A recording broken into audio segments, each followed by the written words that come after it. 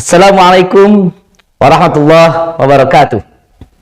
Alhamdulillahirabbil alamin wa bihi nasta'inu ala umuri dunya waddin.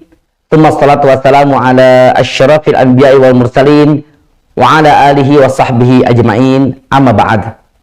Alhamdulillah bersyukur kita kepada Allah Subhanahu wa taala di hari yang penuh kebahagiaan, penuh dengan keberkahan, kita bisa bertatap muka kembali dalam rangka melaksanakan program Betah Belajar Tahsin. Nah, al-musyahidun wal musyahidat, para pemirsa yang budiman yang Allah muliakan, hari ini insya Allah kita melanjutkan bahasan yang telah kita bahas pada tahun yang lalu. Wow, jaraknya 1 tahun ya, sudah lama sekali. Tentu insya Allah para sahabat semua senantiasa merindukan lanjutan dari kajian-kajian yang sudah kita bahas sebelumnya.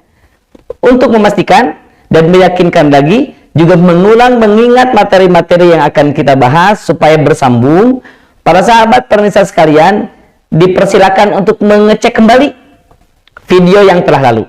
Ya, jadi di channel yang sama, silakan dicek kembali, kemudian nanti dilihat materinya, disimak, kemudian pembahasan materi akan bersambung dengan yang akan kita bahas di Ramadan tahun ini.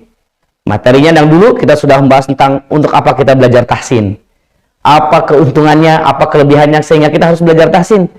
Kemudian tentang kesalahan-kesalahan dalam membaca Al-Quran, ada macam-macam huruf dalam bahasa Arab, huruf dalam Al-Quran sudah kita bahas. Bahkan seingat kami, pelajaran atau pembahasan yang sudah kita kaji pada pertemuan yang lalu adalah tentang makharijul huruf, tempat-tempat keluarnya huruf di dalam bahasa Arab atau khususnya dalam Al-Quran. Sudah kita bahas semua, dari alif, dari hamzah sampai ya, semua sudah kita bahas. Masih ingat dong tentu ya? Insya Allah para sahabat semua juga sudah bisa mempraktekkan. Namun para pemirsa yang Allah muliakan, tidak kalah penting bahwa materi yang akan kita bahas pada kali ini, sebagai lanjutan kita akan membahas tentang sifatul huruf. Dulu kami pernah menyampaikan tentang arti dari istilah tartil. Tartil itu apa? Ada yang masih ingat? Ya, tartil itu adalah tajwidul huruf wa ma'rifatul wukuf. Tartil, seseorang dikatakan telah tartil bacaan Al-Qur'annya ketika memenuhi 2 syarat. Yang pertama adalah tajwidul huruf, membaca huruf sesuai dengan tajwidnya.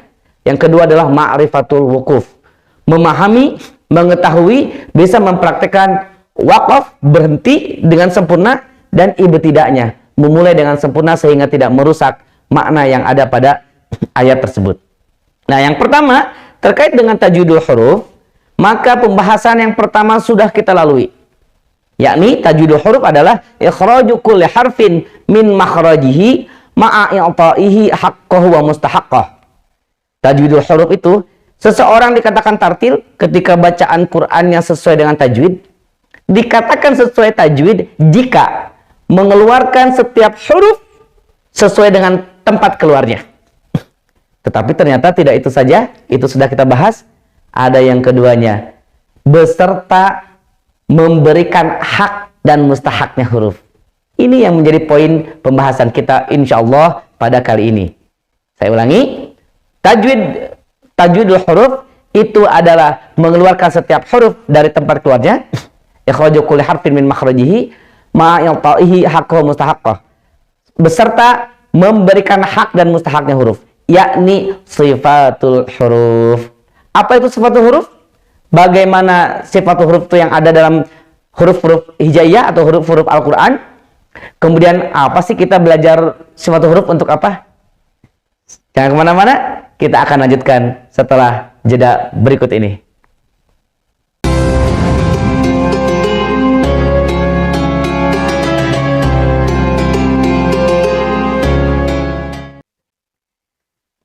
Baik, pemirsa yang budiman, yang Allah muliakan, kita kembali lagi. Kita melanjutkan pembahasan kita tentang sifatul huruf. Bagian yang pertama yang perlu kita ketahui dari mempelajari tentang sifatul huruf, yakni untuk apa? Nah, artinya faidah apa sih sehingga kita harus mempelajari sifatul huruf? Para ulama menyampaikan paling tidak ada 3 paling tidak ada 3 hal faidah belajar atau mempelajari sifatul huruf. Yang pertama adalah mempelajari sifatul huruf itu untuk membedakan antara satu huruf dengan huruf yang lainnya. Loh, kan sudah jelas berbeda huruf yang satu dengan yang lain. Ingat, kita sudah pernah membahas dulu tentang makharijul huruf. Setiap huruf memiliki tempat keluar masing-masing, tetapi banyak huruf yang makhrajnya sama. Nah, bagaimana cara membedakan satu huruf dengan yang lain pada makhraj yang sama? Yakni dengan cara sifatul huruf. Al-Imam Al-Jazari rahimahullah ta'ala, beliau menyampaikan dalam kitabnya bahwa 2 huruf yang sama atau satu huruf yang sama dengan yang lainnya dalam hal makhraj, sama makhrajnya ya, bukan hurufnya, sama makhrajnya, tidak bisa dibedakan kecuali dengan sifatnya. Begitu juga sebaliknya, 2 huruf yang sifatnya sama tidak bisa dibedakan kecuali dari makhrajnya. Artinya, pelajaran yang pertama yang bisa kita dapatkan dari mempelajari sifatul huruf adalah bisa membedakan huruf yang satu dengan yang lainnya. Pertama. Yang kedua, faedah yang kedua adalah mempelajari sifatul huruf untuk mengetahui kekuatan atau kelemahan suatu huruf. Di antara huruf-huruf hijaiyah yang sudah kita pelajari, itu ada huruf yang lemah, ada huruf yang kuat ketika kita mengucapkannya. Maka dengan mempelajari sifatul huruf, kita tahu huruf ini kuat, huruf ini lemah. Contoh yang paling gampang, huruf kuat, kalau dalam istilah tajwidnya, ada huruf-huruf yang syiddah. Ini ada salah satu sifat syiddah yang akan kita bahas nanti. Itu huruf yang kuat, sehingga ketika disebutkan, harus dengan kekuatan tertentu dalam pengucapannya. Lawannya, itu harus lemah ketika diucapkannya. Sehingga ketika 2 huruf lemah dengan kuat ini kita ucapkan dengan cara yang sama, maka tentu akan keliru dalam pengucapannya. Ulangi, yang kedua, untuk mengetahui kekuatan dan kelemahan suatu huruf. Faedah yang ketiga. Yang ketiga adalah sebagai sebuah hiasan untuk memperbagus, untuk memperindah bacaan Al-Quran kita. Ketika kita mengetahui, memahami sifat-sifat suatu huruf, maka akan menambah keindahan, maka akan menambah bagusnya bacaan Al-Quran kita. Karena tentu ketika kita menerapkan sifatul huruf dalam setiap huruf yang kita ucapkan, maka akan muncul keindahan-keindahan tertentu sesuai dengan bacaannya yang dicontohkan oleh Rasulullah Sallallahu Alaihi Wasallam. Pemirsa yang budiman, itu 3 hal faidah untuk apa kita mempelajari tentang sifatul huruf. Baik, untuk itu maka kita akan dapatkan kebaikan-kebaikan dalam mempelajari sifatul huruf. Dan tapi ingat, jangan lupa yang paling utama dari mempelajari sifatul huruf, termasuk dengan makhrajul huruf yang sudah kita pelajari, ini paling utama untuk memenuhi kewajiban kita dalam membaca Al-Quran dengan tartil. Yakni yang pertama tadi, tajwidul huruf. Ya, supaya bisa tajwid bacaan Al-Quran kita sehingga tartil, maka terpenuhinya dengan cara mengeluarkan setiap huruf sesuai dengan makhrajnya, juga memberikan hak dan mustahak huruf atau sifatul huruf yang insya Allah kita akan pelajari. Itu yang paling utama. Baik pemirsa yang Allah muliakan, kita akan mulai bagian apa saja yang dipelajari dalam sifatul huruf ini. Baik, yang pertama yang harus kita ketahui bahwa sifatul huruf itu ada 2. Ada sifatul huruf itu ada 2. Yakni ada sifatul huruf yang lazimah dan ada yang aridah. Lazimah ini yang wajib, yang lazim, yang selalu menempel pada huruf itu, dan yang aridah yakni yang kadang-kadang ada, yang kadang-kadang tidak ada. Ya, jadi tergantung kondisi. Itu yang aridah. Yang lazimah kita akan bahas, terutama yang adalah yang lazimah.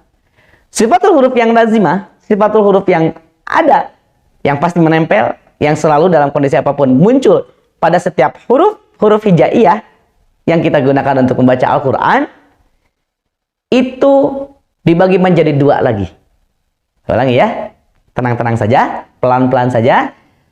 Sifat lazimah pada huruf-huruf hijaiyah itu dibagi menjadi dua. Yakni sifat yang mutadhadah, artinya sifat yang memiliki lawan. Ada 11 jumlahnya. Yang kedua adalah sifat ghair mutadhadah, yang tidak punya lawan. Ada 7. Nah, yang sifat mutadhadah ini, yang punya lawan, tadi saya sampaikan, ada 11. 11 ini maksudnya sudah dengan lawannya. Nah, dasarnya itu ada 5. Ya. Satu huruf, setiap huruf dalam huruf hijaiyah itu bisa dipastikan memiliki 5 sifat yang mutadhadah. Itu pasti memiliki 5 sifat. Nah, contoh saja sebelum kita bahas ke materinya, ada satu huruf yang memiliki sifat jahar. Contohnya huruf dal. Huruf dal punya sifat jahar. Maka ada huruf yang lain memiliki sifat lawannya. Loh kan yang lain belum tentu punya sifat jahar. Betul. Pasti kalau tidak punya sifat jahar, pasti punya sifat yang lain. Lawannya yaitu hams. Gitu ya. Jadi dua sifat yang berlawanan ini disebut dengan sifat mutadhadah. Sifat yang punya lawan. Nah, sifat yang punya lawan ada 5. Artinya setiap huruf pasti punya 5 sifat ini. Baik, kita masuk ke sifat yang pertama. Sifat yang pertama dari bab sifatul huruf yakni al-jahr. Yang saya bacakan dalam baitnya Imam Al-Jazari rahimahullah taala, beliau menyampaikan sifatuha jahrun. Yang pertama adalah jahr. Nah, jahr ini apa? Pengertian jahr ini adalah inhibasu jaryanin nafasi. Jadi tertahannya aliran udara atau aliran nafas. Jadi kalau kita mengucapkan huruf-huruf yang termasuk ke dalam huruf-huruf jahr, maka tidak ada nafas yang mengalir. Contoh tadi saya contohkan huruf dal. Bagaimana biar kita tahu ini hurufnya jahr atau bukan? Paling gampang ketika kita sukunkan ad. Nggak ada angin yang keluar. Atau ketika kita ucapkan dengan harokat fathah da, paling gampang dengan cara menempatkan telapak tangan kita di depan mulut kita dan bunyikan huruf tersebut da. Kalau tidak ada angin, tidak ada nafas, tidak ada, berarti kita sudah tepat menerapkan sifat jaharnya pada huruf dal. Kalau ada anginnya da, wah ada anginnya da, terasa di telapak tangan kita, berarti kita sudah keliru. Malah kita menerapkan sifat lawannya. Apa sifat lawannya? Hams. Apa artinya? Kebalikan dari sifat al-jahr tadi. Al-hams atau hams ini artinya adalah mengalirnya nafas ketika mengucapkan setiap huruf-huruf yang termasuk ke dalam kelompok hams ini. Itu ya, itu hams. Ada aliran nafas, ada aliran udara. Contohnya apa? Contoh yang paling gampang ada huruf sin. Kita mengucapkan huruf sin seperti dal tadi, letakkan telapak tangan di depan mulut kita, kemudian sebutkan huruf sin dengan harakat fathah. Misalnya, sa. Ada dorongan udara yang menempel atau mengenai tangan kita, berarti kita mengucapkan atau menerapkan sifat hams pada huruf sin ini dengan baik. Kalau tidak ada udaranya, berarti kita keliru. Yang pertama, sekali lagi, sifat hurufnya adalah al-jahr. Jahr lawannya adalah hams. Jahr tertahannya aliran udara atau nafas, sementara hams tidak tertahan, artinya ada aliran nafas. Apa saja hurufnya? Nah, ini yang perlu kita hafalkan. Imam Al-Jazari sudah memberikan kemudahan kepada kita. Beliau menyampaikan dalam kitabnya tadi, itu rumusnya. Mahmusuha fahathahu syakhsun sakat. Huruf-huruf hamas, mahmusuha, maksudnya huruf-huruf hamas itu terkumpul dalam sebuah rumus kalimat. Fahattahu syakhsun sakat. Hendaklah seseorang itu diam. Oh, tapi bukan makna itu yang kita ambil, tapi rumus kalimat saja. Fahattahu syakhsun sakat. Ini huruf-huruf hamas. Apa saja? Dalam rumus ini kita bisa ketahui huruf hamas yang pertama adalah fa. Fahattahu. fa, yang kedua ha, yang ketiga ta, yang keempat ha, fahathahu. 4. Syakhsun sakat, shin, kemudian kha, sod, syakhsun sakat, sin, kaf, dan ta. 10 huruf hamas. Sisanya berarti termasuk huruf jahar. Kenapa huruf jahar tidak disebutkan? Banyak. Nah, jadi disebutkan yang sedikit saja. Fahathahu syakhsun sakat, dibuat rumusnya, maka sisanya adalah huruf-huruf jahar. Ya, saya ulangi lagi. Sifat yang pertama adalah sifat mutadhadah, yang punya lawan. Yang pertama lagi adalah dari sifat yang punya lawan ini al-jahar, yakni huruf-huruf yang ketika diucapkan tidak ada aliran nafas, tidak ada aliran udaranya. Lawannya adalah hamas, ketika diucapkan ada aliran nafas atau ada aliran udara. Hurufnya ada 10 huruf hamas. Fahathahu syakhsun sakat. Sisa dari huruf-huruf tersebut adalah semuanya termasuk ke dalam kelompok al-jahar. Nah, dari sini kita bisa mengucapkan huruf-huruf yang sama. Para pemirsa yang Allah muliakan, tadi kita belajar tentang faidah yang pertama dari belajar sifat huruf ini, yakni membedakan huruf yang satu dengan yang lainnya. Karena ada huruf yang makhrajnya sama, sifatnya berbeda. Kita bisa praktekkan di sini. Contoh, fahathahu syakhsun sakat, ada satu huruf di kata atau di huruf yang termasuk dalam kelompok hamas ini, contohnya sin. Sin itu memiliki saudara huruf yang lain yang memiliki makhraj yang sama. Sin itu termasuk huruf shafir, keluarnya adalah shafiruha. Huruf shafir itu was-shafiru mustaqin. Maaf, was-shafiru mustaqin minhu wa min fauqi thanaya sufla. Kita sudah bahas ini tahun yang lalu. Sin itu keluar dari ujung lidah yang berada di atas gigi seri bawah. Fauqi thanaya sufla. Gigi seri bawah, ini ujung lidahnya, ada di atasnya gigi seri bawah. Ternyata sin punya saudara, bukan sin saja yang ada di situ, yakni ada huruf zai. Ada huruf zai. Sin dengan zai beda sifatnya dalam hal mengalir atau tidak mengalirnya nafas. Sin, saya ulangi, termasuk huruf-huruf hamas. Sementara zai termasuk huruf jahar. Hati-hati para pemirsa yang budiman. Tadi ingat ya, fahathahu syakhsun sakat. Tidak ada huruf zai di situ. Maka ketika mengucapkan huruf zai tidak boleh ada aliran udara. Za, wah ada udara nempel ke mulut kita, berarti kita telah keliru menerapkan sifat jaharnya zai. Kenapa? Karena ada udara, sementara udara itu berarti menunjukkan sifat hamas. Ya, jadi bagaimana cara mengucapkan huruf zai? Za, za. Ini yang saya praktekkan. Ini tidak ada udaranya. Za. Kalau sin, sa, sa, sa. Nah, anginnya ke bawah karena ada bentuk lidahnya begitu. Sa, za, nggak ada. Sa, ada udara. Za, tidak ada. Ini salah satu praktek bagaimana membedakan dua huruf makhrajnya sama, sifatnya berbeda. Jahar dan hamas. Baru satu sifat dari sifat mutadhadah dengan lawannya jahar dan hamas. Maka kita akan lanjutkan dengan sifat berikutnya setelah yang satu ini.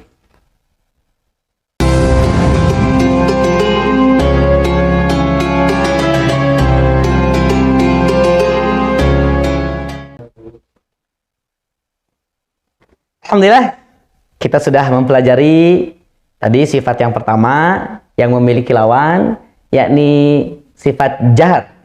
Sifat huruf yang ketika kita mengucapkan suatu huruf tidak ada aliran nafas. Sementara lawannya adalah hamas, yang ketika kita ucapkan itu ada aliran nafas. Itu adalah sifat hamas. Hurufnya ada 10, fahathahu syakhsun sakat. Jahar berarti sisanya. Nah, ada 19 huruf. Perlu dihafal? Dihafal baik, tidak hafal juga tidak apa-apa, karena ini yang 10 ini sudah ketahuan insyaallah. Kita masuk ke sifat yang kedua. Imam Al-Ghazali menyampaikan dalam baitnya, dalam kitabnya tadi, sifatuha jahrun wa rikhwun. Yang kedua adalah rikhwun. para ulama tajwid atau para kalangan qari itu menyebutnya dengan rokhawah atau rikhwah. Ada rokhawah, rikhwah, dalam bait ini sebutnya rikhwun. Apa maksudnya? Rikhwun adalah atau rokhawah ini adalah suatu sifat. Sebaliknya bukan sebaliknya, mirip dengan yang tadi. Kalau tadi jahar itu tertahannya aliran nafas atau udara, kalau rokhawah ini justru ada aliran suara. Nah, jadi bukan dari sisi nafas, ini dari sisi suara. Huruf-huruf yang rokhawah artinya ketika kita ucapkan, paling mudah mengetahui sifat rokhawah ini dengan kita sukunkan hurufnya. Lagi-lagi yang paling gampang huruf sin contohnya. Kita sukunkan huruf sin, bukti rokhawahnya adalah as. Terus sampai kapanpun kita tekan itu makin keluar suaranya. As. Mengalir terus suaranya. Jaryanus saut. Ada suaranya mengalir terus ketika disukunkan. Itu ya. Lawannya apa? Lawannya ada dua. Loh kok bisa? Yang tadi lawannya ada satu. Nah, khusus yang sifat yang ini lawannya ada dua. Yang pertama adalah syiddah, yang kedua adalah tawassut atau bainiyah. Kita akan bahas yang pertama dulu ya. Lawan yang pertama adalah syiddah. Dalam baitnya Imam Ibnu Al-Jazari di duha ajid qatin bakat. Huruf-huruf syiddah yang kuat ajid qatin bakat terkumpul dalam rumus, dalam kalimat ajid qatin bakat. A, hamzah, jid, jim, dan dal, ajid, qatin, qaf, dan po, bakat, ba, kaf, ta. 8 huruf syiddah. Apa itu syiddah? Lawannya jadi dari rokhawah tadi. Kalau rokhawah tadi ada jaryanus saut, ada aliran suara. Sementara huruf yang syiddah ini termasuk atau diterjemahkan sebagai inhibasu jaryanus saut. Tertahannya aliran suara. Saya ulangi, dibandingkan kalau rokhawah ketika kita sukunkan dia mengalir terus, suaranya ada terdengar terus. Sementara untuk huruf-huruf yang syiddah kita tekan makin kuat, tidak ada suara yang muncul. Huruf yang pertama contohnya hamzah. Kita tekankan hamzah, sukunnya a. Makin kuat kita tekan, tidak ada suara yang muncul. Sekuat apapun. Jim, aj. Sehingga keliru kalau mengucapkan huruf jim, sukun masih berbunyi aji. Oh, berarti syiddahnya kurang kuat. Nah, menerapkan syiddahnya tidak tepat. Lagi ya. Bedanya rokhawah dengan syiddah, kalau rokhawah mengalir. Contohnya huruf yang lainnya, misalkan huruf ha, mengalir terus mengalir ada itu udah suaranya bunyi terus. Nah, sementara ketika huruf-huruf syiddah tidak mengalir. Ab. Para pemirsa yang Allah muliakan, ada kekeliruan yang sering terjadi di antara kita. Yakni mengucapkan huruf-huruf yang syiddah, 8 tadi, yang ajid qatin bakat, itu mengalir suaranya ketika dalam kondisi dia sukun atau dia tasydid. Contoh ini ya, dalam Al-Fatihah ayat yang kedua. Ayat pertama kan Bismillahirrahmanirrahim. Ayat yang keduanya Alhamdulillahi Rabbil Alamin. Tidak sedikit orang yang kami simak itu membaca huruf ba. Ba di situ kan huruf syiddah. Ajid qatin bakat ya, bakat ba. Huruf ba itu huruf syiddah. Tetapi ketika membaca Alhamdulillah Rabbil Alamin, ba tasydidnya ini suaranya mengalir. Alhamdulillahi Rabbil Alamin. Ramnya mengalir. Padahal dia huruf syiddah. Kita tahu tadi maknanya syiddah itu inhibasu jaryanus saut, tertahan aliran suaranya, tidak ada suara. Ketika dia sukun, ketika dia tasydid juga sama. Rabbil Alamin. Loh, pertanyaannya kenapa bisa bunyi? Kekeliruannya adalah terletak pada membuka rongga hidung. Rongga hidung terbuka, jadi ada dengungnya. Seakan-akan ba dengan mim. Rabbil Alamin. Harusnya Rabbil. Maliki yaumin min mengalir. Harusnya maliki yaumid din mid. Tidak ada aliran suara. Al-hajj tidak ada. Ya, pantulan nanti sifat yang lain ya. Tapi ini ketika dia sukunnya itu tidak ada aliran suara karena dia huruf yang syiddah. Nah, ini hibasul jariyani saut. Tertahannya aliran suara. 8 hurufnya semuanya tidak mengalir. Kekeliruan terjadi ini tentu harus kita koreksi. Apalagi ini terjadi pada suratul Fatihah. Surat Fatihah kita ketahui sebagaimana Rasulullah SAW bersabda, la sholata liman lam yaqra bi Fatihatil kitab. Tidak sah sholatnya orang yang nggak baca Al-Fatihah. Para ulama bahkan sampai menerjemahkannya itu termasuk tidak sah kalau Al-Fatihahnya tidak fasih. Tidak sahih bacaannya. Na'udzubillahi min dzalik. Tidak sah salat kita gara-gara Fatihahnya. Begitu. Jadi kita tingkatkan, kita perbaiki sedikit demi sedikit bacaan kita.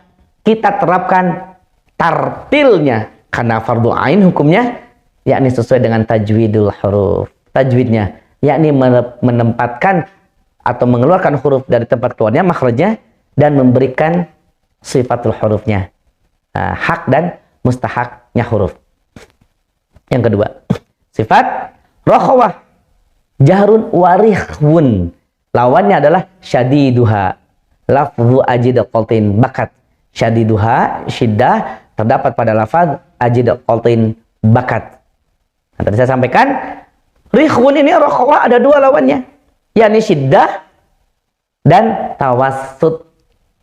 Nah, Imam Al-Ghazali rahimahullah menyampaikan wa baina rihwin wasyadidi, antara rokhawah wasyadidi dan syiddah ada huruf yang memiliki sifat tidak masuk ke dalam rokhawah, tidak masuk ke dalam syiddah. Apa hurufnya? Lin Umar. Lin Umar. Lembutkanlah wahai Umar. Nah, kalau diterjemahkan. Lin Umar. Lam, nun, ain, mim, ro. 5 huruf ini tidak termasuk ke dalam syiddah, tidak termasuk ke dalam rokhawah. Contohnya lam, artinya tidak sangat mengalir. Al, tidak juga mentok seperti syiddah. Al, tidak. Jadi tawassut, pertengahan. Kalau dari bait ini, wa baina rihwin wasyadidi lin Umar. Baina, dari kata baina ini akhirnya ada ulama yang mengatakan sifatnya adalah bainiyah, antara. Bainiyah. Nah, sementara kalangan yang lain juga mengucapkannya atau menyebutnya dengan tawassut, pertengahan. Nah, yaitu betul pertengahan antara syiddah dan rokhawah. Hurufnya ada 5, lin Umar. Maka menyebutkan huruf ain lagi-lagi dalam Al-Fatihah. Iyyaka na'budu. Kalau orang baca iyyaka na'budu mentok, berarti dia sudah menerapkan sifat syiddah pada huruf yang seharusnya tawassut. Atau kelamaan, na'budu wa iyyaka nasta'in. Na'budu, kelamaan jadi seperti rokhawah. Tidak. Ain tadi lin Umar termasuk huruf yang memiliki sifat tawassut dari sisi aliran suara. Tidak boleh terlalu mengalir, tidak boleh juga tertahan seperti syiddah, karena dia memiliki sifat tawassut, pertengahan. Lin Umar. Contoh yang lainnya, an'amta, kecepatan, atau an'amta. Tidak boleh, padahal di situ tidak ada hukum-hukum yang membaca harus gunnah yang tertentu ya, gunnah yang lama misalkan jadi ikhfa gitu ya, bukan. Ya, jadi idgham kan tidak juga. Sementara itu adalah huruf-huruf izhar dalam kata itu, an'amta. Tidak boleh terlalu lama sehingga menyebutkannya harus sempurna. An'amta alaihim wa, tidak him wa. Saking ingin menerapkan huruf nun dan mim yang sempurna, akhirnya siratal ladzina an'amta diputus bacanya. Ini juga keliru. Malah jadi seperti syiddah. An'amta. Hati-hati. Dia punya sifat tawassut. Lin Umar. Lam, nun, ain, mim, ro. 5 huruf. Tidak termasuk rokhawah. Tidak termasuk syiddah. Artinya syiddah tadi 8 huruf. Yang tawassut 5 huruf. Berarti ada 13 huruf. Sisanya. Berarti berapa sisanya? 14 huruf. Ya. 8 tambah 5, 13. Berarti sisanya kalau dari 29, 16 huruf. Itu sisanya adalah huruf-huruf rokhawah. Yang mengalir suaranya, terutama ketika dia disukunkan. Yang paling banyak keliru. Yang sering keliru lagi adalah, contoh huruf, lagi-lagi huruf dzal. Huruf dzal. Tadi dzal kadang keliru di hamas. Dia seperti hamas. Za. Oh, belum dicontohkan ya. Za seperti hamas, padahal dia huruf jahar. Kan tidak termasuk fa atau syaksun sakat. Sama dengan di sini juga. Huruf dzal. Wa idh qala. Wa idh. Jadi mantul. Wa idh. Padahal dia punya sifatnya bukan syiddah. Kalau yang mantul itu biasanya huruf-huruf syiddah. Abe, aja, ada. Ini dzal bukan syiddah. Dia hurufnya huruf rokhawah. Anbahuka. Itu ya.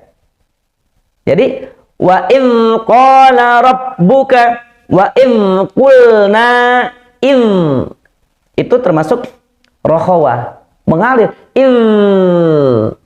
Tidak ada udara, tetapi suaranya mengalir. Udara dia termasuk jahar, tidak ada aliran udaranya, tidak ada aliran nafasnya, tetapi suaranya mengalir. Wa in qulna lil malaikati in, tidak wa id, atau tidak ada suara malah mentok wa id qulna. Nah, hati-hati membacanya, menerapkan suatu huruf tadi, membedakan satu dengan yang lain, hurufnya makhrajnya sama, sifatnya beda.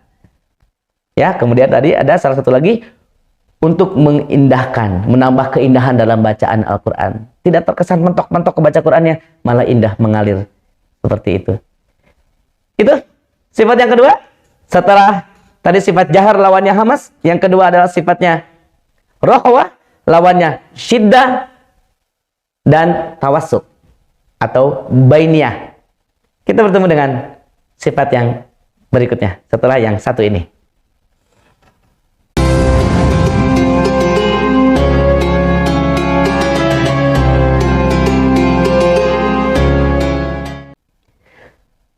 Baik, pemirsa yang budiman, alhamdulillah hari ini kita sudah mempelajari bagian awal dari sifatul huruf. Untuk apa? Atau apa pentingnya kita belajar sifatul huruf. Kemudian bagian awal dari sifatul huruf, kita sudah mempelajari tentang dua sifat yang utama, yakni sifat jahar, lawannya hamas, kemudian sifat rokhawah, lawannya syiddah dan tawassut. Nah, sepertinya kita akan sampai di sini dulu mempelajari tentang sifatul huruf ini, bagian yang pertama. Nanti insya Allah di pertemuan berikutnya kita akan mempelajari sifatul huruf bagian yang kedua, sisanya. Nah, tadi saya sampaikan ada 11, artinya ada 5, lawannya 6. Untuk sifat yang pasti ada yang mutadhadah, yang ada lawannya, baru 2. Nah, alias baru, berarti baru 5. Jahar lawannya hamas, rokhawah lawannya syiddah, dan tawassut atau bainiyah. 5 sifat, berarti ada 6 lagi yang akan kita pelajari. Apa saja? Tunggu di pertemuan berikutnya. Nah, insya Allah kita berikutnya akan mempelajari sampai tuntas. Kita bagi lagi sepertinya nanti dalam paling tidak 2 pertemuan lagi kalau untuk sifat huruf, atau nanti kita akan lihat seperti apa. Nah, saya ulangi sedikit mengulas pertemuan hari ini, mengingatkan kembali supaya makin menempel dengan kita. Ya, tentunya nanti juga bisa diputar kembali video rekaman dari materi hari ini. Yang pertama adalah kita belajar sifatul huruf. Sifat huruf itu apa? Sifat huruf itu adalah sesuatu yang kita keluarkan ketika mengucapkan makhraj huruf, maka disertai dengan sifatul huruf. Nah, untuk apa kita mempelajari sifatul huruf? Sifatul huruf itu kita pelajari yang pertama untuk membedakan huruf yang satu dengan huruf yang lainnya. Karena tadi bisa jadi ada huruf yang sama makhrajnya. Bagaimana membedakannya? Dengan cara sifat huruf. Atau sebaliknya, bisa jadi sama sifat hurufnya. Bagaimana membedakannya? Dari makhraj hurufnya. Yang pertama. Yang kedua, kita mempelajari sifatul huruf, yakni untuk mengetahui kuat dan lemahnya suatu huruf. Ada huruf yang kuat karakternya, ada huruf yang lemah. Bagaimana cara mengetahuinya? Bukan dari makhrajnya, tetapi dari sifatul hurufnya. Dan yang ketiga, untuk memperindah, memperbagus, mengindahkan bacaan Al-Quran kita. Dengan sifat huruf, akan makin muncul keindahan dalam membaca Al-Quran kita. Sebagaimana Rasulullah SAW menganjurkan, zayyinu bil Quran, atau zayyinu aswatakum bil Quran. Perindahlah suara kalian ketika membaca ayat-ayat suci Al-Quran. Itu. Dan untuk apa yang paling besarnya kita, keutamaan yang paling besar, kita mempelajari sifatul huruf, tentu supaya kita membaca Al-Quran dengan tartil. Kita tahu tartil itu yang pertama tajwidul huruf. Tajwidul huruf itu adalah ikhraju kulli harfin, mengeluarkan huruf dari tempat keluarnya, dari makhrajnya, min makhrajihi, ma'a'ilta'ihi, sambil memberikan hak dan mustahaknya huruf. Yaitu adalah sifatul huruf. Kita mempelajari sifatul huruf, kita menerapkan sifatul huruf sesuai dengan sifat-sifat hurufnya dalam rangka mengejar bacaan kita supaya tartil. Kita berdoa kepada Allah Subhanahu wa taala, semoga setiap bacaan Al-Qur'an kita yang sudah, yang sedang dan yang akan datang diterima oleh Allah Subhanahu wa taala sehingga mendapatkan kebaikan-kebaikan dari itu sebagaimana yang disabdakan oleh Rasulullah SAW dalam sebuah hadisnya. Beliau katakan bahwa Iqra'ul Qur'an fa innahu ya'ti yaumal qiyamah syafi'an li ashabi. Bacalah oleh kalian Al-Qur'an karena Al-Qur'an itu akan datang pada hari kiamat nanti menjadi syafaat. Bagi siapa? Li ashabi, bagi sahabatnya. Siapa sahabatnya Al-Qur'an itu? Tadi perintahnya Iqra'ul Qur'an. Di antaranya adalah orang yang senantiasa membaca Al-Qur'an. Tetapi membaca Al-Qur'an itu juga akan diterima oleh Allah ketika membaca Al-Qur'annya tartil. Salah satu upaya kita untuk tartil mempelajari makhraj dan sifatul huruf yang kita bahas ini. Sampai jumpa di pertemuan yang akan datang. Kami mohon maaf atas hal-hal yang kurang berkenan, dari kata-kata yang kurang tepat, dan terima kasih atas segala perhatiannya. Semoga Allah senantiasa memberikan rahmat dan keberkahan bagi kita semua. Kita tutup dengan doa. Rabbana atina fid dunya hasanah wa fil akhirati hasanah wa qina adzabannar. Aqulu qouli hadza wa astaghfirullahi wa lakum wa afu minkum. Assalamualaikum warahmatullahi wabarakatuh.